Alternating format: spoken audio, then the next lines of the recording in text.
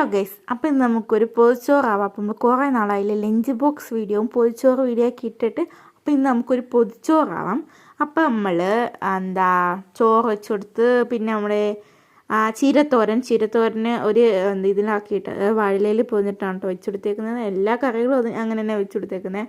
പിന്നെ അച്ചാർ നാരങ്ങയും മാങ്ങയൊന്നും അല്ല, ഇത്തവണ നെല്ലിക്കയാണ്. പിന്നെ നമ്മുടെ മീൻ വറുത്തത് അതും വെച്ച് കൊടുത്ത് നമ്മൾ പൊതി അങ്ങോട്ട് കെട്ടി. പൊതി കെട്ടാനായിട്ട് ഞാൻ ഉമ്മയെ വിളിച്ച് അങ്ങനെ പൊതിയും കെട്ടി. പിന്നെ മീൻ കറിയാണ് കേട്ടോ ഇതിനകത്തിരിക്കുന്നത്. പിന്നെ നമ്മുടെ ചാനലിൽ വന്ന് തീറ്റ വ്ളോഗാണോ എന്ന് എനിക്കൊരു ഡൗട്ട്.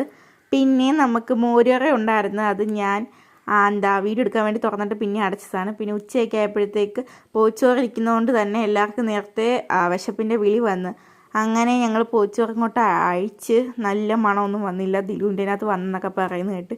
എൻ്റെ പോച്ചോറിനകത്ത് മണമൊന്നും വന്നില്ല. അപ്പോൾ സംഭവം സെറ്റായിരുന്നു.